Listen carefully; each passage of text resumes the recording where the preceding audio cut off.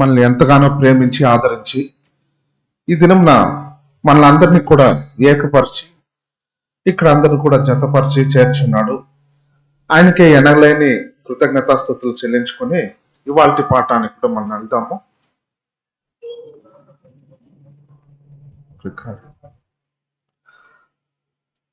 So చదువుకుందాము ఒక వాక్యము. Brothers, పాఠం యొక్క తలంపు చూసినట్లయితే 5 crosses ఆఫ్ కాల్వరీ, కల్వరి యొక్క 5 సిలువలు. సో మనకందరికి తెలిసిందే, కల్వరిలో చూసినట్లయితే 3 సిలువలే ఉన్నాయి. ఈ యొక్క 2 సిలువల గురించి కూడా ఈ దినం మనం ధ్యానిస్తాము. ఆ 3 సిలువలు ఏంటి, అవి దేన్ని సూచిస్తా ఉన్నాయి, సో ఆ తర్వాత 2 సిలువలు దేన్ని సూచిస్తా ఉంది, దాని గురించి కూడా మనం చూడబోతున్నాము. సో సబ్జెక్ట్ కూడా ఆధార వాక్యం ఏం లేదు. సో నేరుగా కూడా మనం సబ్జెక్ట్ లోకి వెళ్దాము. అంటే మీకు ఇప్పుడు ఆ తలంపును బట్టి అర్థమై ఉంటుంది. ఆ యొక్క దొంగల గురించి కూడా, యేసుతో పాటు సిలువ వేయబడినటువంటి ఆ దొంగల గురించి కూడా కొన్ని విషయాలు మనం చూసి తర్వాత మన సబ్జెక్ట్ లోకి వెళ్దాము. సో చదువుకుంటాం వాక్యము. లూకా 23వ అధ్యాయము 43వ వచనం.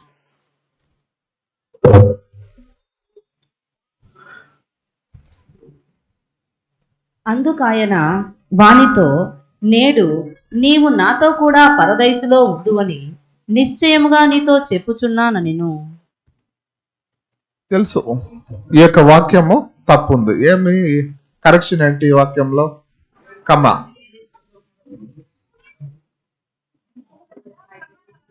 రావాలి అంటే ఏ విధంగా వచ్చి ఉండాలి? నేడు మీతో చెప్పుచున్నాను, నీవు నాతో కూడా పరదేశంలో ఉందో అని నిశ్చయముగా నీతో చెప్పుచున్నానని రావాలి. సో ఆల్మోస్ట్ ఆల్ మీరు చూసినట్లయితే అక్కడ ఎన్ఐవి, సో కేజేవి కొత్త ప్రచురణలో కొత్తగా ప్రింట్ చేయబడేటటువంటి పుస్తకాల్లో ఇవన్నీ కూడా ఆల్మోస్ట్ ఆల్ కరెక్ట్ చేశారనమాట. Truly I tell you today you will be with me in Paradise. So ఇక్కడ చూసినట్లయితే ఆ యొక్క జవాబు కూడా యేసు ప్రభు వచ్చి 2 దొంగలు ఉన్నారు, 2 దొంగలకి ఒక దొంగకు మాత్రమే జవాబు ఇచ్చుంటాడు, మరొక దొంగకి జవాబు ఇవ్వలేదు. మేబీ మరొక దొంగ కూడా ఆయనతో పాటు ఏకీభవించుండొచ్చు. సో దానికి 2కి కలిపి కూడా బదులు చెప్పుండొచ్చు. కానీ ముఖ్యంగా చూసినట్లయితే ఆ దొంగల్లో 2 types ఆఫ్ దొంగలు ఉన్నారు. వాళ్ళని ఎలా మనం చెప్పగలం 2 types అంటే? సో ఆ యొక్క పశ్చాత్తాపపడు దొంగ ఒకడు, అపహాస్యం చేసేటటువంటి దొంగ.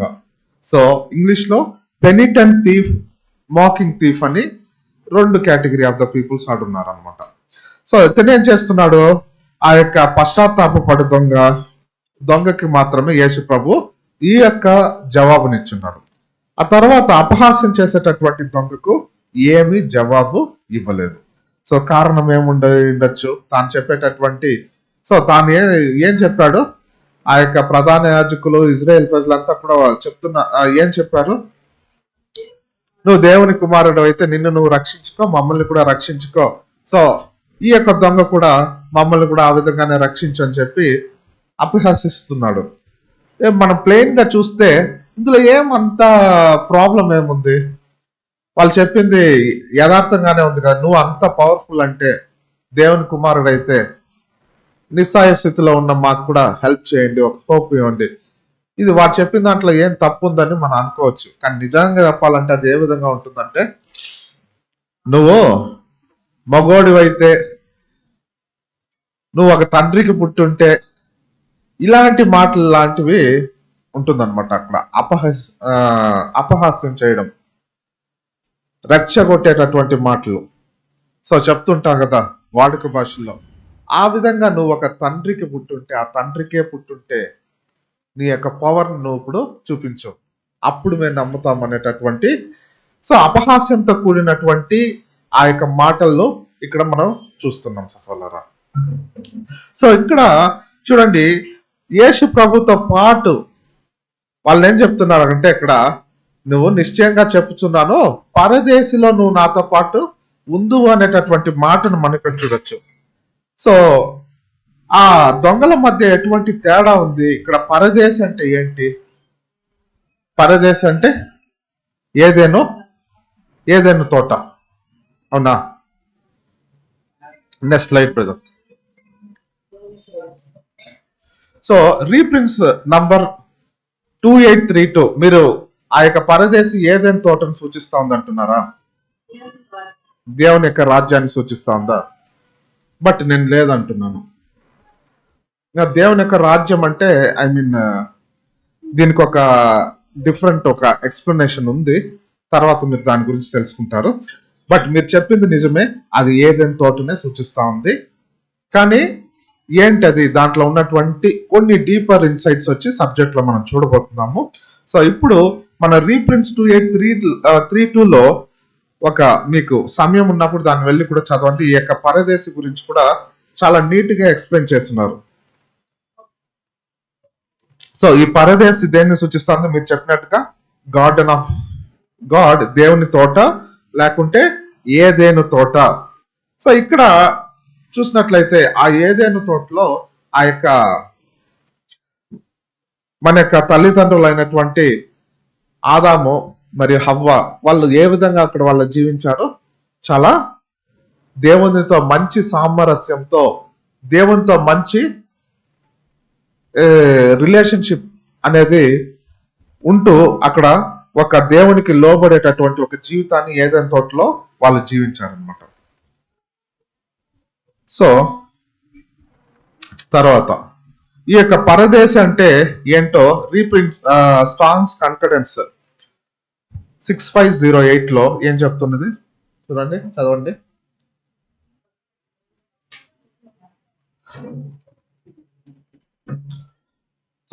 A park that is specifically an Eden of future happiness. కింద చదువు, తెలుగులో చదవండి. పరదేశు అనగా ఒక తోట, ప్రత్యేకంగా భవిష్యత్తు ఏదేను నిత్య సంతోషం. అంటే స్ట్రాంగ్స్ కన్కరెన్స్ కూడా ఏం చెప్తుంది? పరదేశి అంటే ఏదేని తోట. బట్ లోకంలో పరదేశి అంటే ఏమనుకుంటున్నారు? పరలోకం అనుకుంటున్నారు. సో స్ట్రాంగ్ కాన్ఫిడెన్స్ నీట్ గా ఎక్స్ప్లెయిన్ చేస్తుంది నిఘంటువులో. ఆ నిఘంటువులో స్ట్రాంగ్స్ బైబుల్ నిఘంటువులో మనం చూసినట్లయితే అది ఒక తోట అని చెప్పున్నది. స్పెసిఫికల్లీ ఏ తోట? ఏదేను తోట.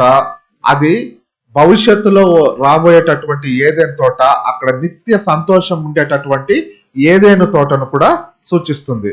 అదే మీరు చూసినట్లయితే దీన్నే మనము కొత్త ఆకాశము, కొత్త భూమి అంటున్నాము. అలాగే మూడవ ఆకాశం అని కూడా పౌలు 2 కొరింథీయులు 12వ అధ్యాయము 2:4 కూడా చెప్పుకుంటాడు. చదువుతాము. 2 కొరింథీయులు 12వ అధ్యాయము 2:4 చదువుతాము. ఆ కొత్త ఆకాశము దేన్ని సూచిస్తుంది? ఇది కూడా పరదేశి. 2 కొరింథీయులు 12వ అధ్యాయము 2:4 ఇక్కడ కూడా చూసి చదవండి.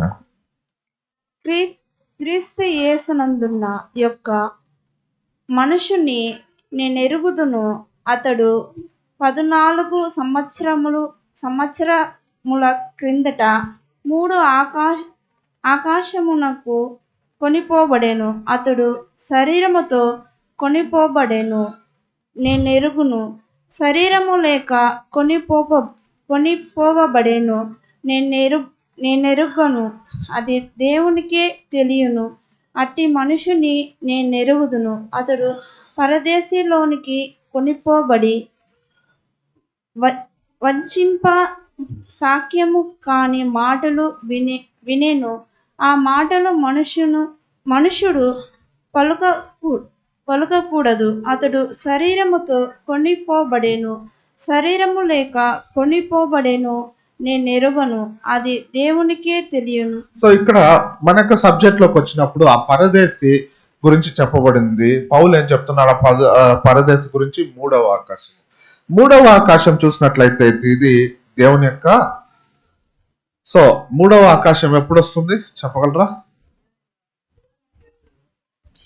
1000 ఏళ్ల పరిపాలన తర్వాత చాట్లో చూడండి,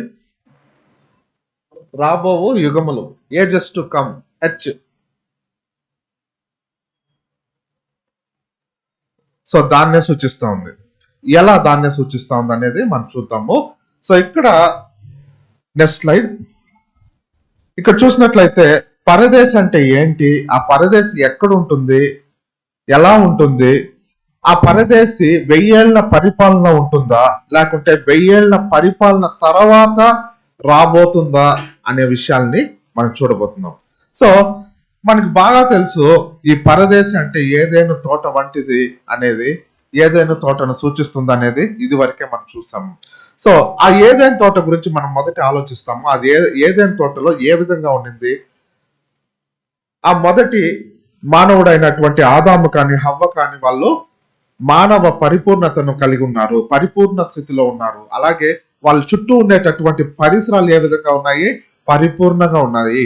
ఇవాళ మనం చూసినట్లయితే ఎక్కడ చూసినటువంటి పరిసరాలు కూడా కలుషితమయ్యాయి. కానీ అప్పుడైతే ఒక పరిపూర్ణమైనటువంటి పరిసరాలు ఉన్నాయి. అక్కడ మనిషి నివాస యోగ్యంగా ఉండే విధంగా కూడా ఆ యొక్క ఏదైనా తోట అనేది ఉండింది. ఆ తర్వాత వాళ్ళు ఏం తిన్నారు, జీవం ఇచ్చే ఆహారాన్ని తిన్నారనమాట. అలాగే చూసినట్లయితే వాళ్ళు దేవునికి లోబడినట్టయితే నిత్య కాలము కూడా జీవించి ఉండవచ్చు అనేటటువంటి విధంగా కూడా ఉన్నింది. అదే మీరు చూసినట్లయితే ఈ యొక్క 1000 ఏళ్ల పరిపాలనకు వస్తాం, క్రీస్తు రాజ్యంలోకి వస్తాం. క్రీస్తు రాజ్యంలో 1000 ఏళ్ల పరిపాలన వచ్చినప్పుడు అది ఏ విధంగా ఉంటుంది? మానవులందరూ పర్ఫెక్షన్ లోకి వచ్చేసారా? రాలేదు, మారుతూ ఉన్నారు. వాళ్ళ ఏమంటే పర్ఫెక్షన్,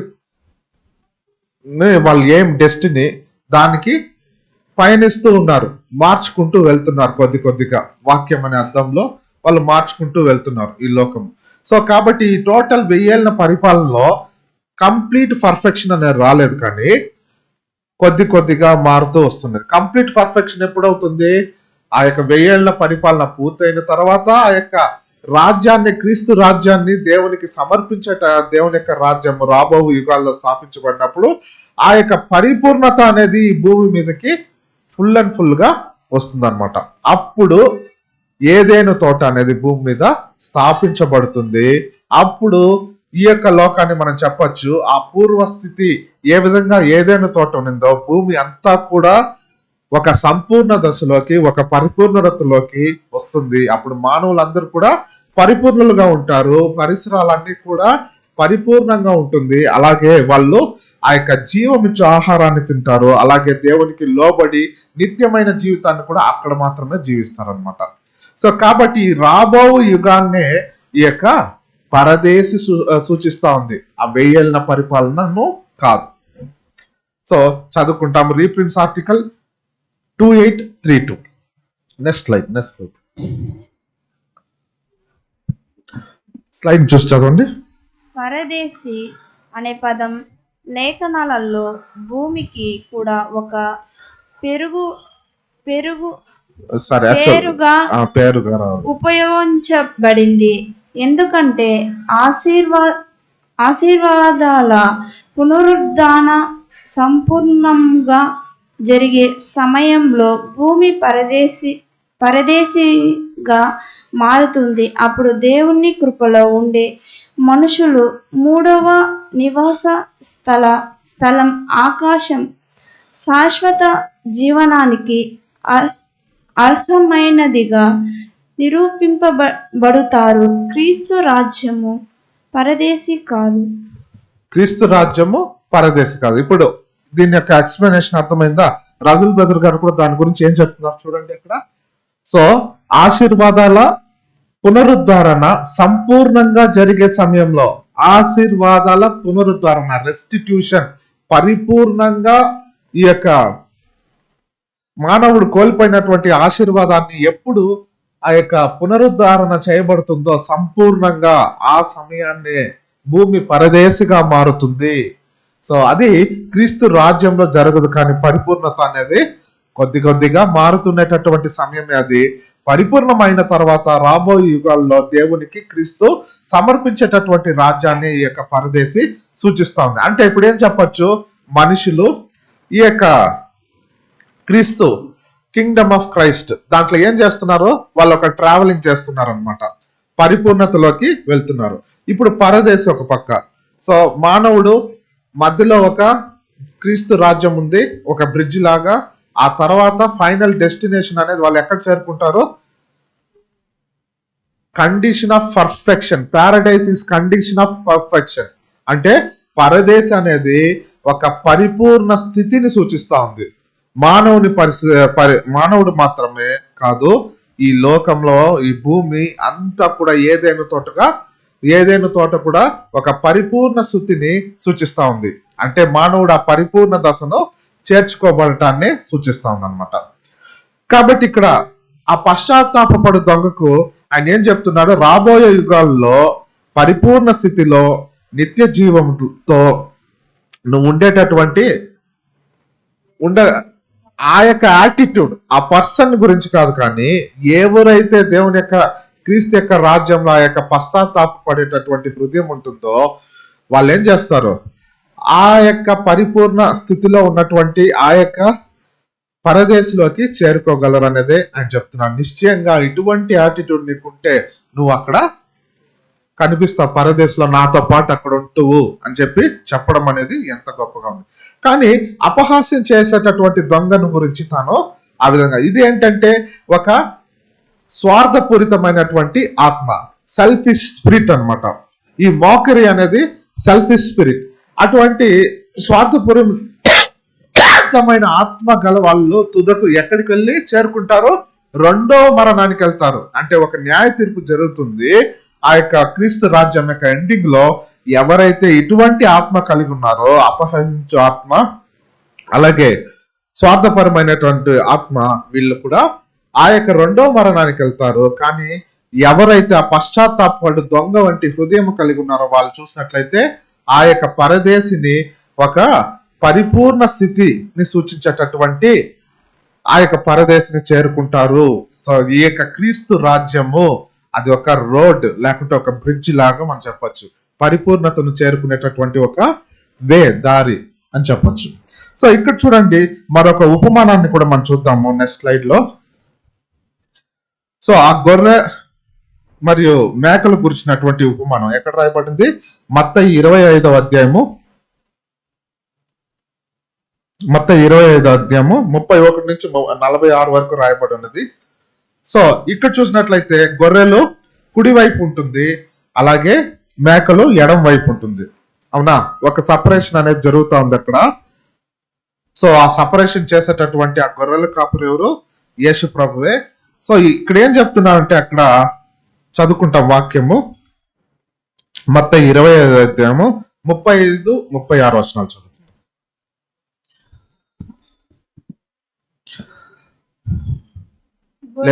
లేదు బైబిల్లో చదవాలి. మత్తయి 25వ అధ్యాయము 35-36 చదువు. నేను ఆకలి గొంటిని, మీరు నాకు భోజనము పెట్టితిరి. దప్పిక గొంటిని, నాకు దాహమిచ్చితిరి. పరదేశినై యుంటిని, నన్ను చేర్చుకొంటిరి. దిగంబరనై యుంటిని, నాకు బట్టలిచ్చితిరి. రోగినై యుంటిని, నన్ను చూడవచ్చితిరి. చెరసాలలో ఉంటిని, నా యొద్దకు వచ్చితిరని చెప్పెను. అలాగే అందులోనే 45-46 కూడా చదవండి.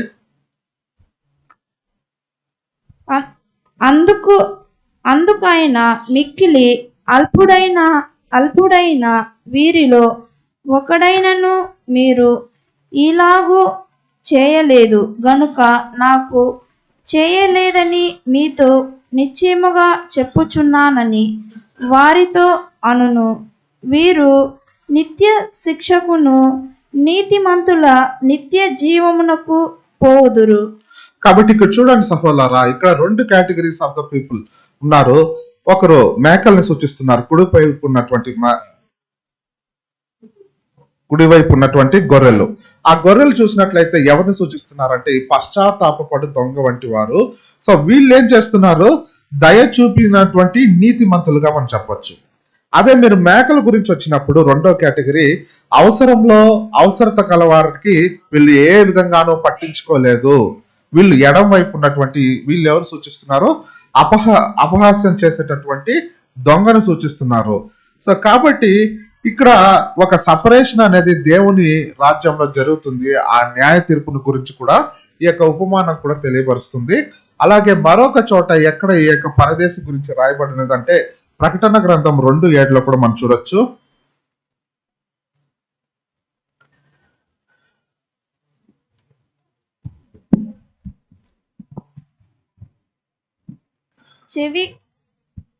చెవిగలవారు ఆత్మ సంగములతో చెప్పుచున్న మాట వినుగాక. జయించు వానికి దేవుని పరదేశిలో ఉన్న జీవవృక్ష ఫలము భుజింపనిత్తును. సో పరదేశంలో ఉన్న జీవ వృక్ష ఫలమును భుజింపనిత్తును. జయించువాడు అంటే ఇక్కడ జయించువారు ఎవరిని సూచిస్తుంది?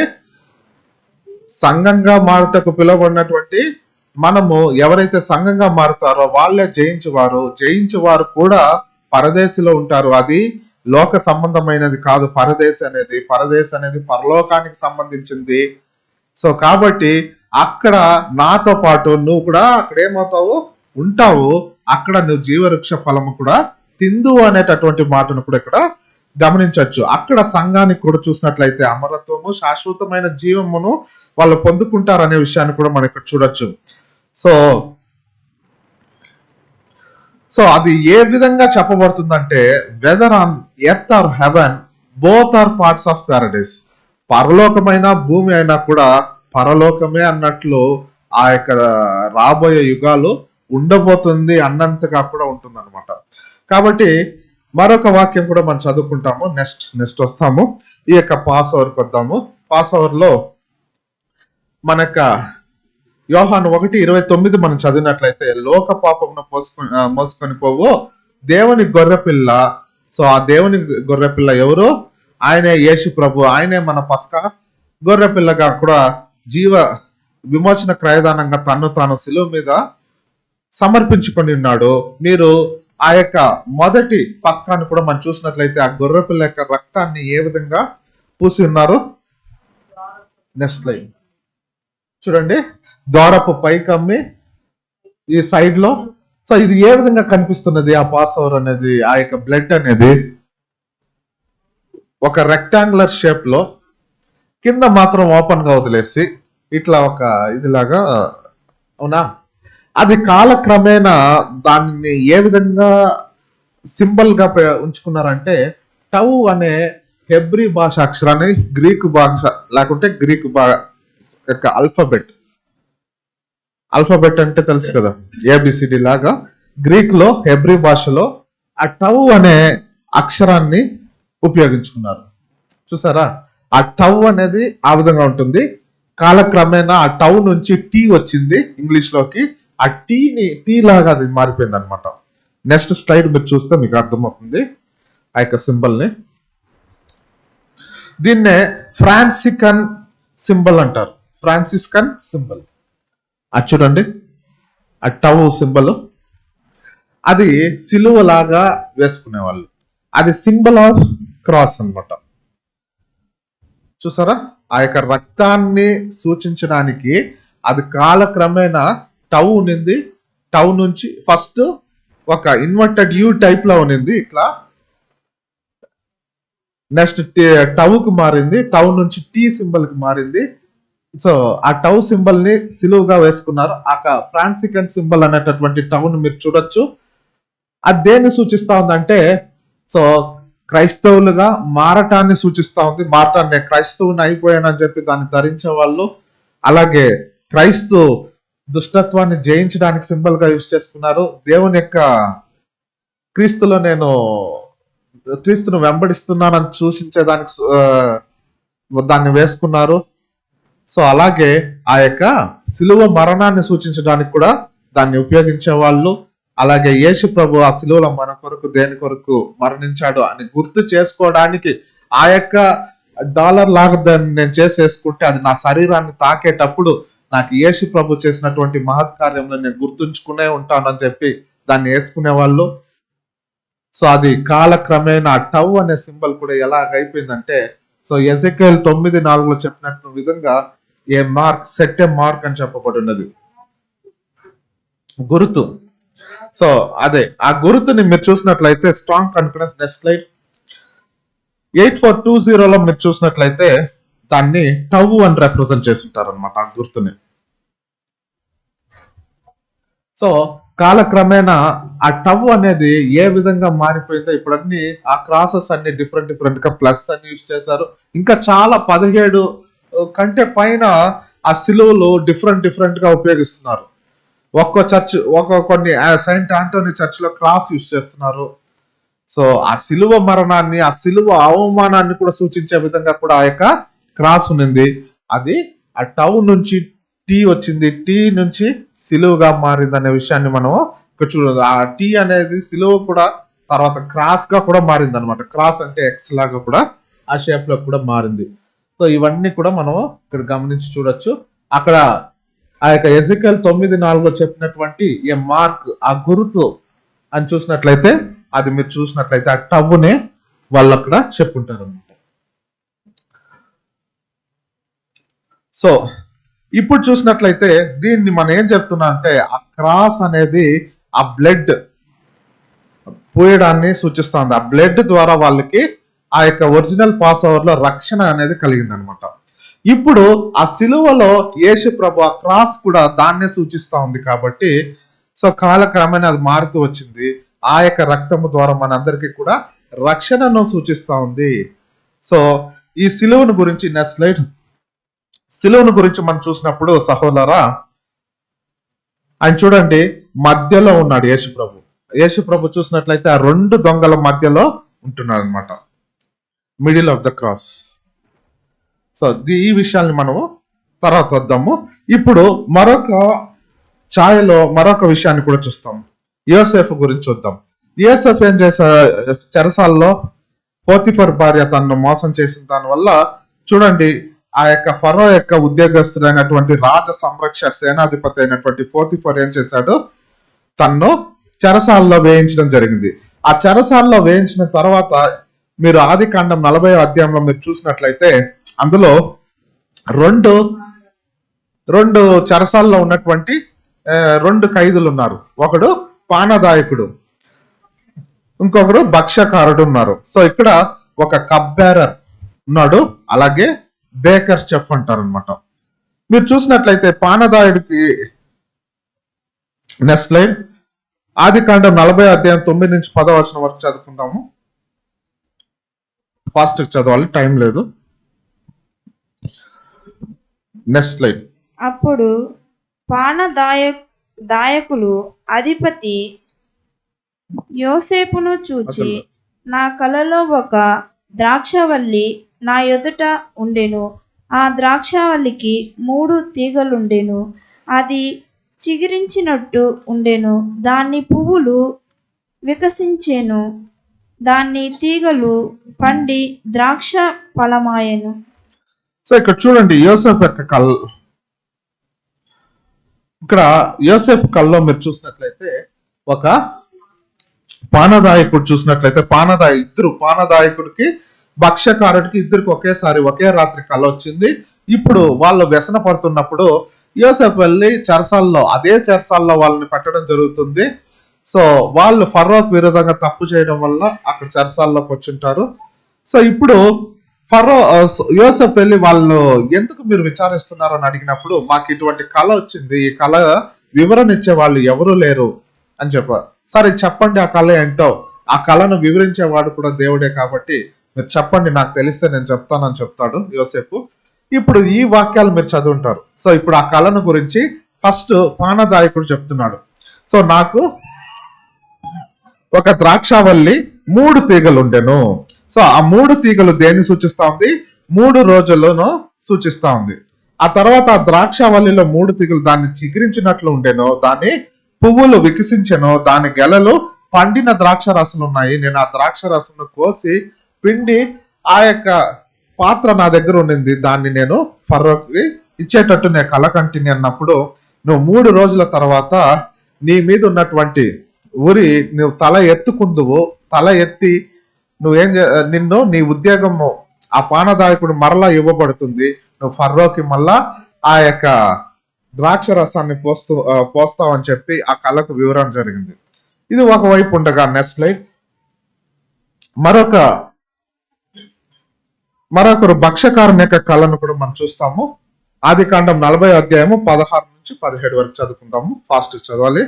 అతడు తెలిపిన భావము మంచిదని భక్ష్యకారుల అధిపతి చూచి అతనితో ఇట్లనెను, నేనును కలకంటిని, ఇదిగో తెల్లని పిండి వంటలు గల 3 గంపలు నా తల మీద ఉండెను.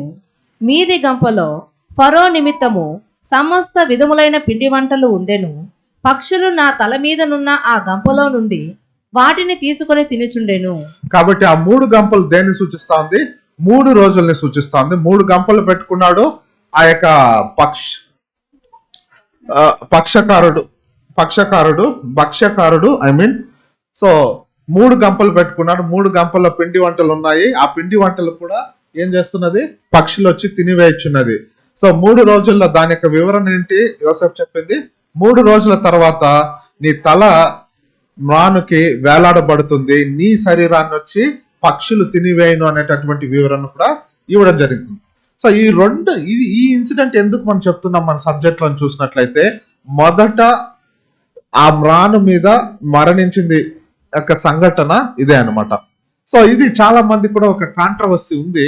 సో చదువుకుంటాం ఒక వాక్యము, ఆదికాండం 40:19.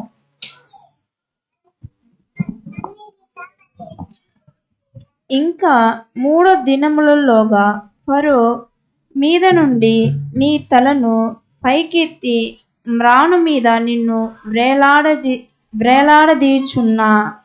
అప్పుడు పక్షులు నీ మీద నుండి నీ మాంసమును తినివేయునని ఉత్తరమిచ్చాను.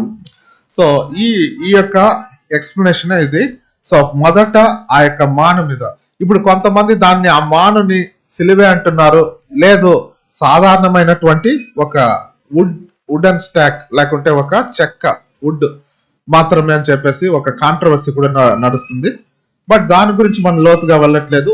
మన యొక్క సబ్జెక్ట్ పాయింట్ ఆఫ్ వ్యూలో అది సిలువ అనే కూడా మీరు భావించండి, ఏం పర్లేదు. ఇప్పుడు సిలువలో ఇక్కడ చూసినట్లయితే ఆ యొక్క భక్ష్యకారుడు ఏం చేస్తాడు? భక్ష్యకారుడు అంటే ఏంటి? బేకర్ అంటే ఏంటి? బేకింగ్ చేసేవాళ్ళు ఏం చేస్తారు? రొట్టెలు, కేకులు, అవునా? సో కాబట్టి రొట్టె చేసేవాడే ఈ యొక్క భక్ష్యకారుడు ఒకటి. అలాగే ఆ జ్యూస్, ఆ యొక్క ద్రాక్ష రసం ఇచ్చేటటువంటి వ్యక్తి పానదాయకుడు. ఇప్పుడు వీళ్ళు 2 పెట్టుకున్నటువంటి ఎలిమెంట్స్ ఏంటి? ఒకటి రొట్టె, ద్రాక్ష రసము.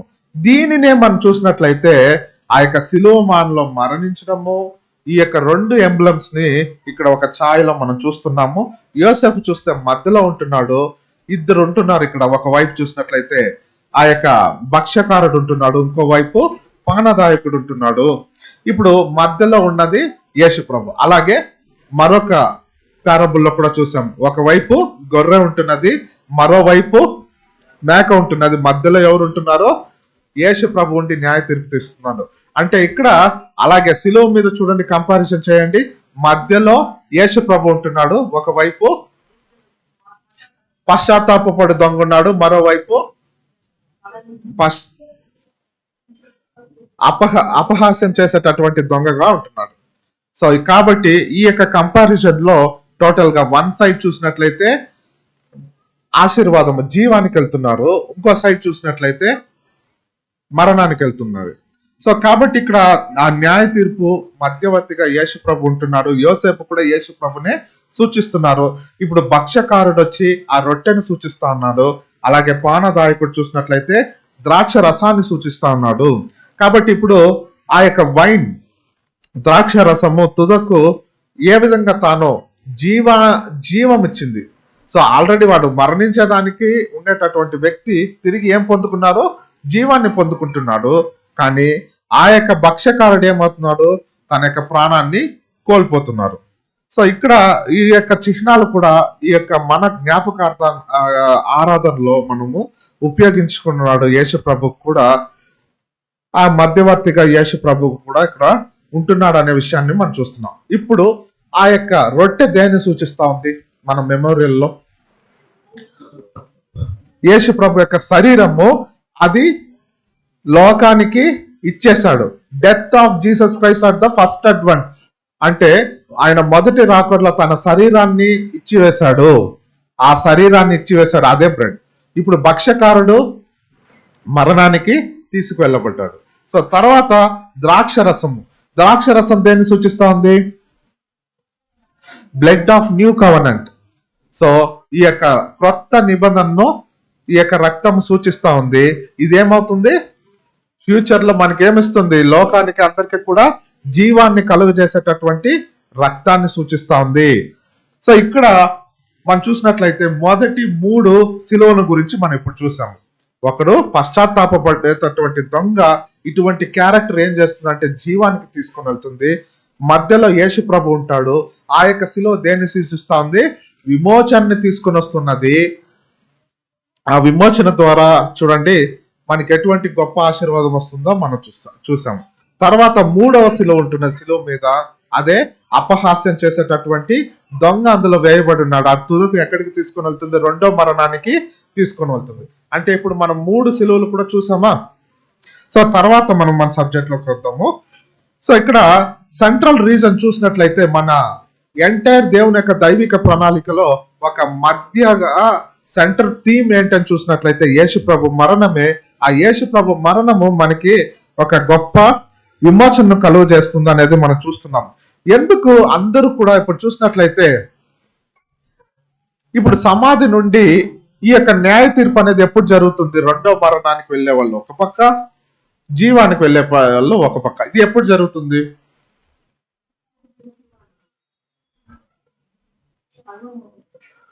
The end of millennial age లో 2వ మరణానికి పోయే వాళ్ళు ఎప్పుడు వెళ్తారు? ముగింపులో వాళ్ళకి అప్పుడు న్యాయ తీర్పు జరుగుతుంది. జీవానికి వెళ్ళేవారు రాబోయే యుగాలకు వెళ్తుంటారు. అర్థమైందా? అక్కడ సాతానుతో పాటు మిగతా వాళ్ళందరూ కూడా 2వ మరణానికి వెళ్లే వాళ్ళు అక్కడ ఉన్నారు. కానీ అంతకంటే ముందు ఒక విషయం జరిగింది అనమాట. చాలా మంది కూడా సమాధుల నుండి కూడా యేసు ప్రభు యొక్క రాజ్యంలో తిరిగి లేచి సమాధుల నుండి తిరిగి లేచి రావాలి. అవునా? ఆ విధంగా తిరిగి లేచినా కూడా వాళ్ళు మరలా మరణానికే వెళ్ళాలి. ఏంటిది? వాళ్ళు సమాధుల నుండి తిరిగి లేచి వస్తారు. ఎప్పుడు? క్రీస్తు రాజ్యంలో తిరిగి లేచి వస్తారు. వచ్చిన తర్వాత వాళ్ళకి దేవుని యొక్క అద్భుతమైనటువంటి సత్యాన్ని చెప్పి వాళ్ళని పరిపూర్ణతలోకి తీసుకొని రావడమే యేసు ప్రభు యొక్క రాజ్యంలో జరుగుతుంది. అయినా కూడా వాళ్ళు ఎప్పుడైతే తిరిగి సమాధుల నుండి వచ్చినా కూడా మరలా కూడా వాళ్ళే డై అగైన్, మరలా వాళ్ళు మరణించాలి. బాప్తిసం మనం ఏం తీసుకున్నాము? మనం కూడా చనిపోయి ఉన్నామా? నేను మరణానికి బాప్తిసం తీసుకున్నాం. వాళ్ళు కూడా అక్కడ తీసుకుంటారు బాప్తిసం. నేను ఇక మీదట నా చిత్తము కాదు, నేను లోకానికి మరణించాను, దేవుని చిత్తాన్ని నేను చేస్తానని వాళ్ళు మా సమాధి నుండి తిరిగి లేపబడినప్పటికీ కూడా వాడు మరణించాల్సిందే అని చెప్తుంది అనమాట. కాబట్టి ఇక్కడ కలవరిలో మనం చూసిన సిలువ, ఆ యొక్క సిలువ ఇటువంటి సిచ్యువేషన్ లో ఏమంటే ఎంటీగా ఉంది. ఆ సిలువ బైబిల్లో చెప్పబడినటువంటి సిలువ ఇప్పటి వరకు 3 సిలువలు మనం చూసింది ఒక లిటరల్ గానే. ఇంకో సిలువ ఉంటున్నది. ఆ సిలువ చూసినట్లయితే ఎంటీగా ఉంది, దాని మీద ఎవ్వరు లేదు. అదొక స్పేర్ క్రాస్ అని కూడా చెప్పొచ్చు. ఆ సిలువ ఏంటని మనం చూస్తున్నట్లయితే చదువుతాము. ఒక ఉదాహరణ చెప్తాం దీనికి. మత్తయి 27వ అధ్యాయము 16 నుంచి 20 వచనం వరకు ఫాస్ట్ చదవాలి.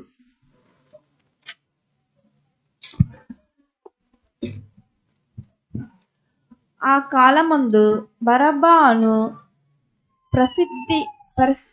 ప్రసిద్ధుడైన యొక్క కాయిదు చెరసాలలో ఉండేను. కాబట్టి జనులు కూడి వచ్చినప్పుడు పిలాతు, నేను మీకెవన్ని విడుదల చేయగోరుచున్నారు?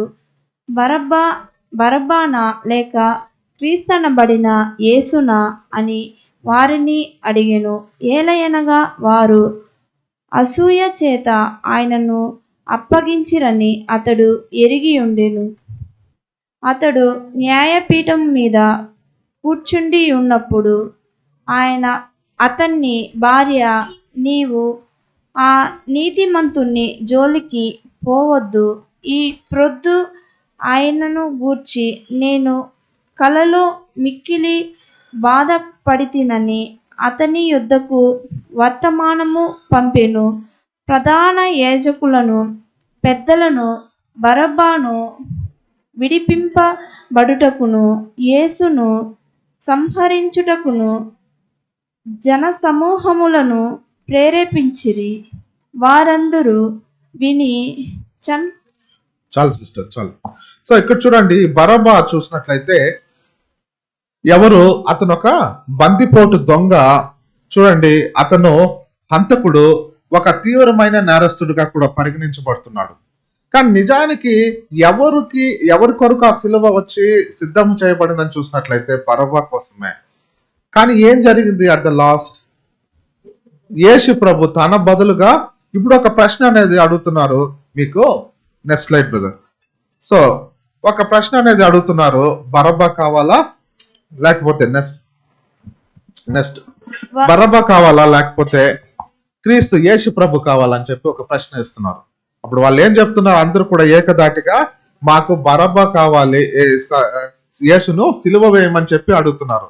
సో నిజానికి యేసు ప్రభు ఇక్కడ సిలువ వేసేదానికి ఆయన అటువంటి తప్పు చేశారని చూసినట్లయితే ఆయన తప్పు చేయని, ఆయన నిర్దేశి ఎంతో పరిశుద్ధుడు అనేది మనకు తెలుసు. కానీ ఇక్కడ బరబ్బాకు బదులుగా ఆయన సిలువ వేయబడ్డాడు. సో దీనికి ముందు స్లైడ్ పెట్టండి. ఈ ముందు స్లైడ్ లో మీరు లూకా 23వ అధ్యాయం 18-19 కూడా మీరు చదువుకున్నట్లయితే అక్కడ చూడండి, బరబ్బా అంటే ఏంటి? కింద చదవండి. సన్స్ ఆఫ్ ఫాదర్ అంటే మనుషులందరి తండ్రి అయిన ఆదాము యొక్క కుమారులు. సో ఇప్పుడు ఆ బరబ్బా ఎవరిని సూచిస్తున్నారు? మనుషులందరినీ, ఆదాము మనుషులందరినీ, సో ఆ యొక్క తండ్రి యొక్క కుమారుల్ని సూచిస్తా ఉన్నాడు అనమాట. ఇప్పుడు మనుషులందరినీ సూచించేటప్పుడు ఇప్పుడు ఇదేమవుతుంది? ఎవరికి బదులు యేసు ప్రభు బలిగా వెళ్ళాడైతే ఆదాముకు బదులుగా తాను సిలువలో మనుషులందరూ స్వతంత్రులు కావాలని తాను సమర్పించుకున్నాడు. కానీ నిజానికి యేసు ప్రభువు మరణించదగినటువంటి వ్యక్తి కాదు. సో ఇది ఈ యొక్క 4వ సిలువ. సో ఈయన బరబ్బా ఆదాము నిమిత్తము తాను సమర్పించుకోవడము సూచిస్తా ఉంది. ఇది 4వ సిలువ. 5వ సిలువకు వద్దాము. సో 5వ సిలువ ఏంటని చూసినట్లయితే ఎవరన్నా గెస్ట్ చేయగలరా? ఎస్, వాక్యం చదువుకుంటాం. లూకా 9వ అధ్యాయము 9:23 చదువుకుందాము.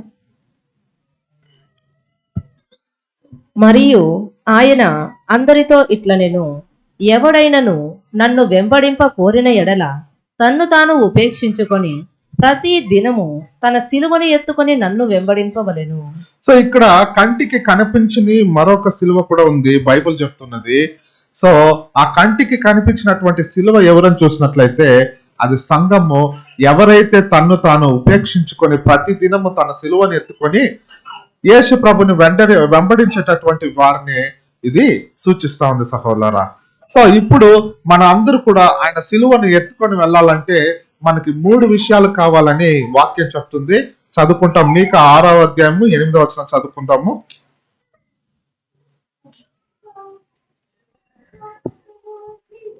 మనుష్యుడా, ఏది ఉత్తమము అది నీకు తెలియజేయబడి ఉన్నది. ఫస్ట్ ఏది ఉత్తమము అంటే వాట్ ఈస్ గుడ్.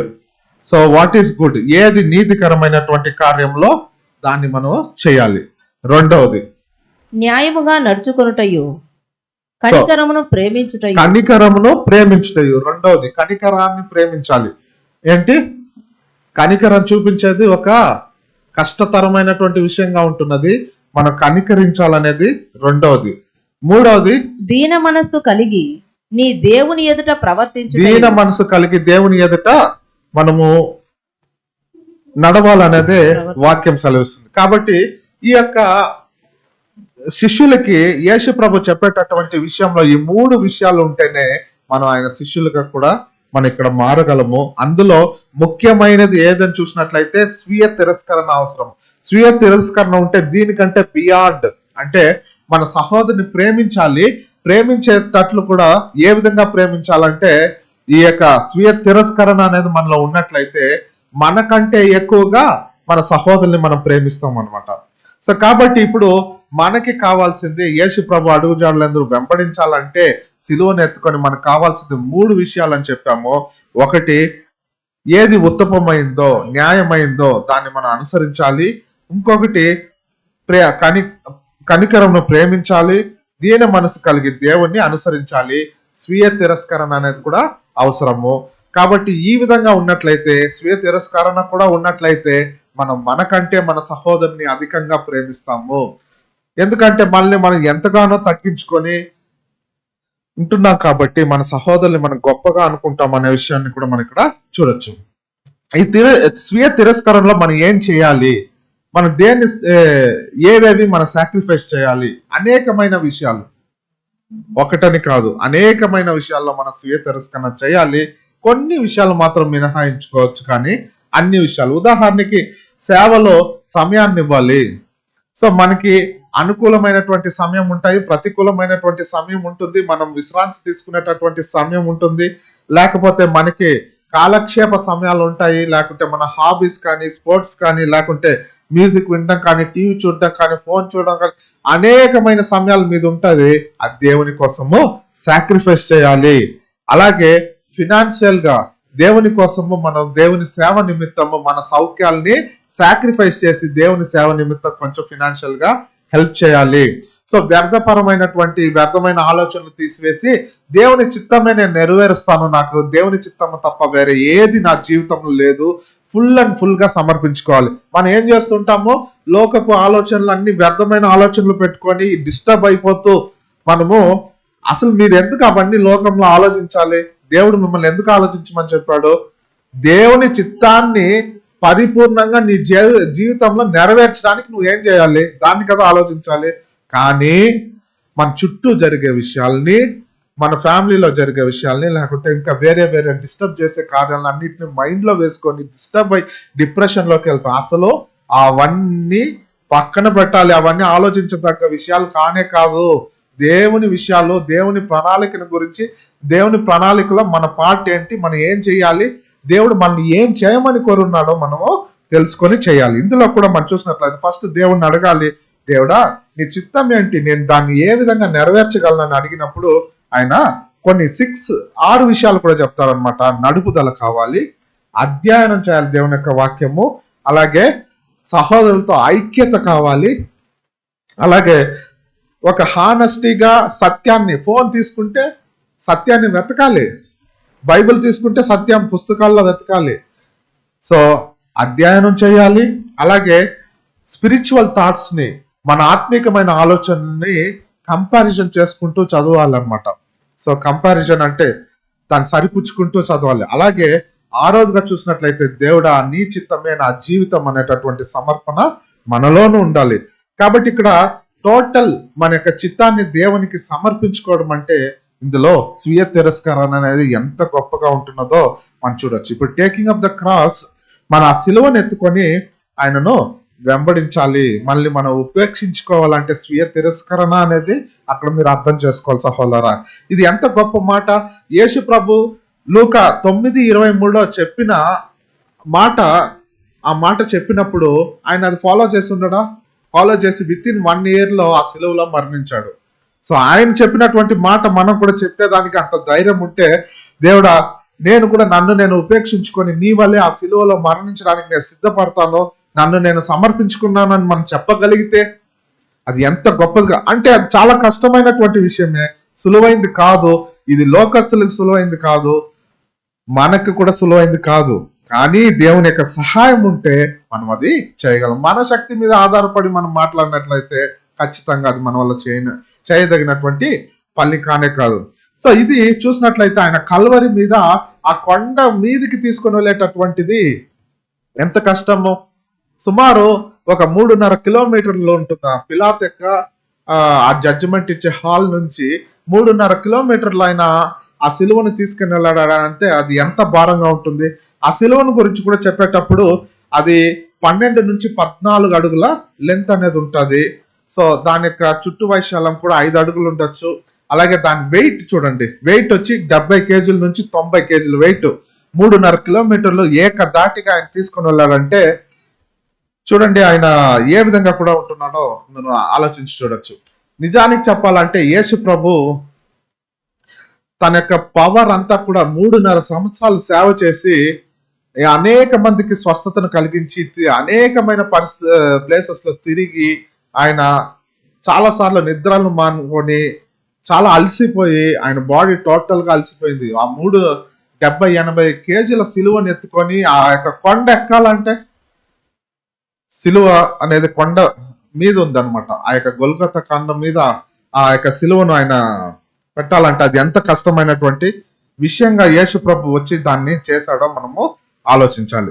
ఇప్పుడు అటువంటి కష్టమైనటువంటి సిలువను మనం ఎత్తుకొని మనల్ని స్వీయ తిరస్కరణ చేస్తేనే ఆ సిలువను ఎత్తుకొని అక్కడ మనం పోగలము. సో ఇక్కడ చూసినట్లయితే అప్పుడు యేసు ప్రభుతో పాటు ఎంతమంది ఉన్నారు చెప్పండి? ఒక్క శిష్యుడు కూడా లేదు. ఆయనతో పాటు సిలువను ఎత్తుకొని వెళ్ళిపోయిన వాళ్ళు ఎవరు? దొంగలు. కురేనేయుడు సీమోను, ఈ దొంగలు, వీళ్ళు ఎవరు? ఒక దొంగలు, ఒక క్రిమినల్స్ అన్నమాట. వాళ్ళు సిలువను ఎత్తుకొని వెళ్ళారు. అసలు ఎవరు ఎత్తుకెళ్ళాలి? సహాయంగా ఎవరు ఉండాలి? ఈ దినమున శిష్యులుగా చెప్పబడినటువంటి మనకి అటువంటి దృక్పథం, అటువంటి ఆలోచనలు ఉన్నాయా? కొండ ఎక్కి తీసుకుని వెళ్ళాలి.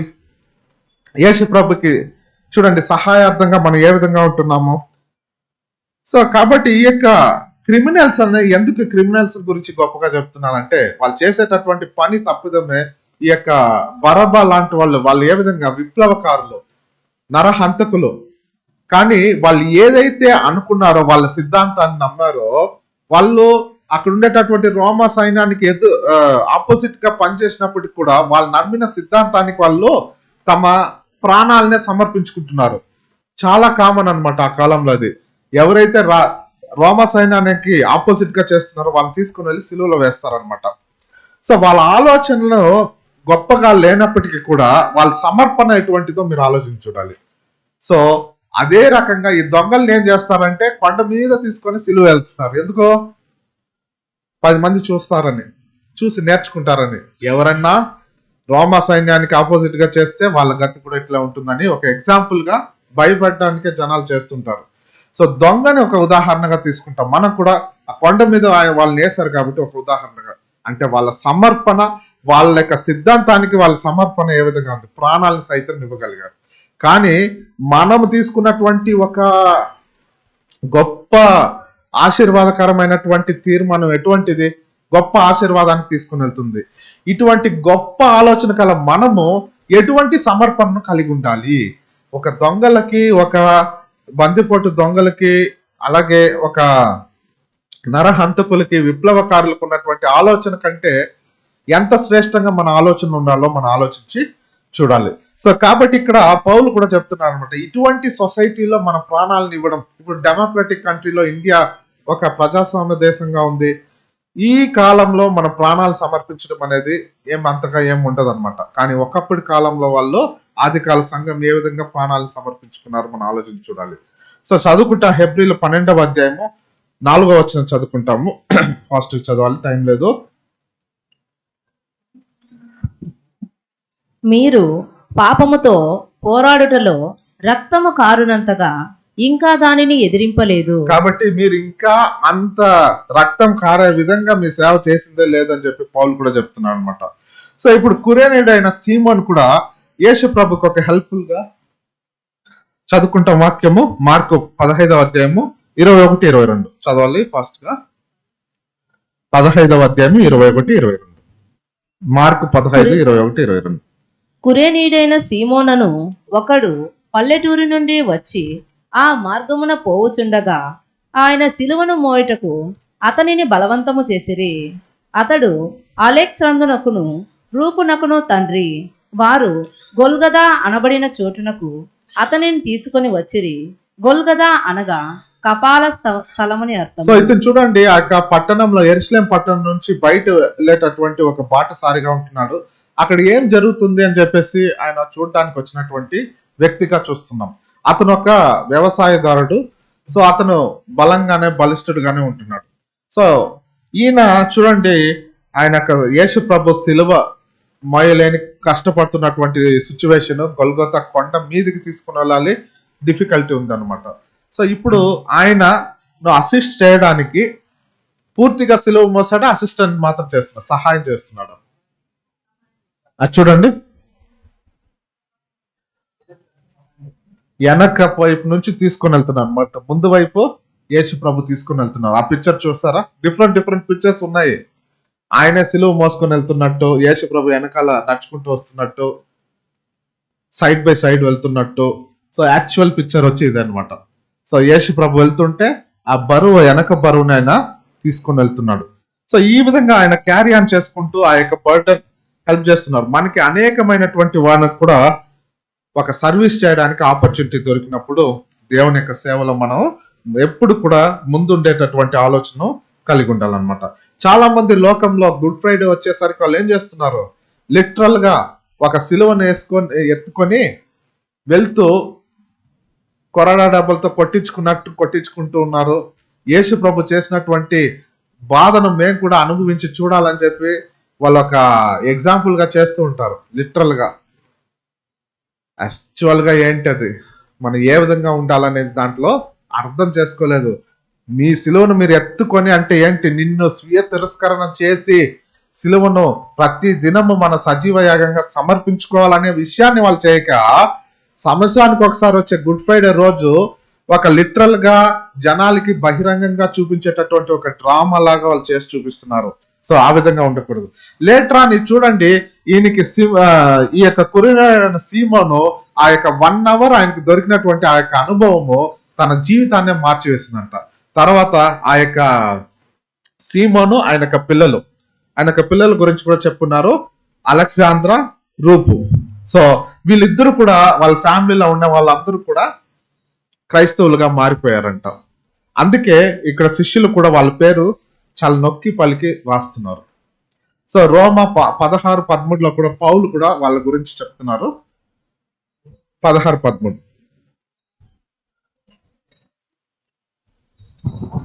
ప్రభువునందు ఏర్పరచబడిన రూపుకు వందనములు, అతని తల్లికి వందనములు, ఆమె నాకును తల్లి.